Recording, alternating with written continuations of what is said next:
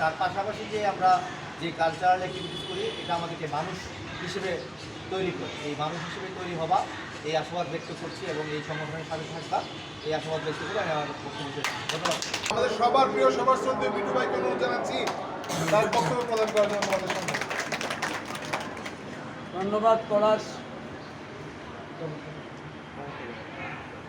সদ্য বানান প্রতিযোগিতার আয়োজনকারী প্রবর্তক একাডেমির কর্মকর্তা সোহেল, পলাশ, সাহিত্য একাডেমির সাধারণ সম্পাদক, সাহিত্য একাডেমির সদস্য জামিল, নুরুল আমিন, সবাইকে ধন্যবাদ জানাচ্ছি। পাশাপাশি তোমাদেরকে ধন্যবাদ জানাচ্ছি ভালো একটি কাজের সাথে জড়িত হওয়ার জন্য। মানুষের জীবনের প্রথম যে কাজটি সেটা হচ্ছে শৃঙ্খলা। ব্রাহ্মণবাড়িয়ার শিশুনাট্য প্রথমে যেই আসুক, ছবি আঁকাতে আসুক আর সঙ্গীতে আসুক, বিতর্কে আসুক, তাকে প্রথম বলে দেওয়া হয় যার শৃঙ্খলা আছে তাকে আমরা ঠাঁই দিই। আমার সবচেয়ে ভালো লাগছে যে আমার বিতর্কের মেয়েরা এখানে উপস্থিত। এটা সবচেয়ে আমার স্কুলের বিতর্কের মেয়েরা এখানে উপস্থিত।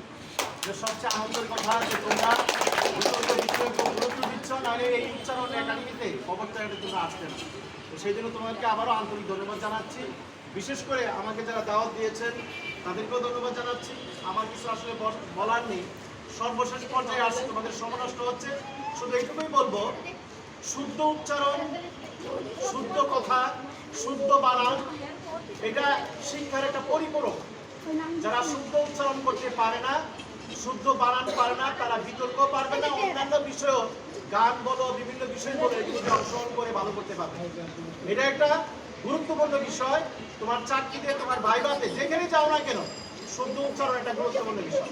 তো প্রবর্তক একাডেমি শুদ্ধ উচ্চারণের এই অনুষ্ঠান আয়োজন করেছে, তাদেরকে আবারও ধন্যবাদ। তাকে আমরা গ্রহণ করি, তাকে আমরা সদস্য করি। মানুষের জীবনে যদি শৃঙ্খলা না থাকে তাহলে এই মানুষ কখনো সে ভালোভাবে বেড়ে উঠতে পারবে না। কবি আল মাহমুদের বেড়ে ওঠা বইটি পড়ব, মানুষের জীবনী পড়ব, বেড়ে ওঠার জীবনী। মানুষের জীবন থেকে শিক্ষা গ্রহণ করবা, মানুষের জীবন থেকে কিভাবে শিক্ষা গ্রহণ করবা। তোমার আশেপাশে যে আছে সে কি ভালো কাজ করে, এই ভালো কাজটা গ্রহণ করবা, খারাপটা বর্জন করবা। মানুষের জীবনে যদি শৃঙ্খলা না থাকে, তুমি আবৃত্তি করো, লেখাপড়া করো, যাই করো, তোমার কোনো কাজে আসবে না। চঞ্চলতা এক জিনিস, শৃঙ্খলা কিন্তু আরেক জিনিস। জীবনে কোনো কিছু করতে হলে আগে থাকতে হবে শৃঙ্খলা, তারপর মিথ্যা কথা থেকে বিরত থাকতে হবে। তুমি যদি মিথ্যা কথা বলো তাহলে অভ্যাসে পরিণত হবে। সবচেয়ে বড় জিনিস হবে মুসলমান হিসেবে আমরা মনে করি এটা গুনাহ, কবিরা গুনাহ। আমাদের প্রিয় নবী হযরত মুহাম্মদ সাল্লাল্লাহু আলাইহি ওয়াসাল্লাম বলেছেন, হাসি ঠাট্টার ছলেও তুমি মিথ্যা কথা বলবে। মিথ্যা অনেক কিছু তোমাকে কেড়ে নেবে। আরেকটা বিষয়, কারো যদি কোনো কথা দিয়ে থাকো, যাকে জবান বলা হয়, কথা রক্ষার চেষ্টা করবা। আর যে কাজটা করবা, তুমি কাউকে অনুকরণ করবা না। তোমাকে যাতে অনুকরণ করে তুমি সেভাবে চলবা।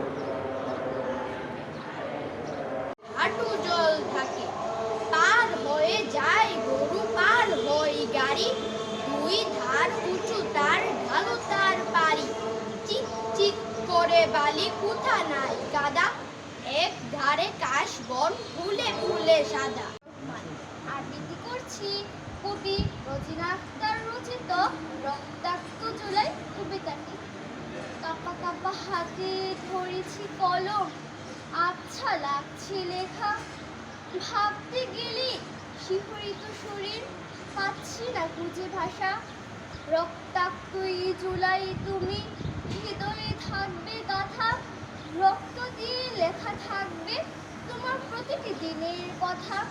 ভুলবো কিভাবে আবু সাঈদের মতো বীর যোদ্ধাদের কথা, ভুলবো কিভাবে মুগ্ধ নামক সেই ছেলেটার কথা, ভুলবো কিভাবে রিয়ার মতো রায় বাহিনীদের কথা, ভুলবো কিভাবে 15ই জুলাই ভয়াল সেই কাল রাত্রির কথা, ভুলবো কিভাবে আহাদের মতো নিষ্পাপ ফুলের কথা, ভুলবো কিভাবে স্বাধীন দেশে নিরাপত্তা হরণের কথা, ভুলবো কিভাবে শত শত মায়ের আহাজারি জড়ানো কথা, ভুলবো কিভাবে পুত্র শঙ্কায় নিরীহ পিতার হার্ট অ্যাটাকের কথা। এমন জুলাই আর না ফিরে, বুকের ভেতর দারুণ ঝড়, আর না জলে শহরতলি, আর না ভাসুক রক্ত স্নানের জলে ফুলগুলো, আর না হুক লাল নির্ঘুম রাত, আর না কাটুক সমাজ বিভৎস এই জুলাই যেন আর না শুকিয়ে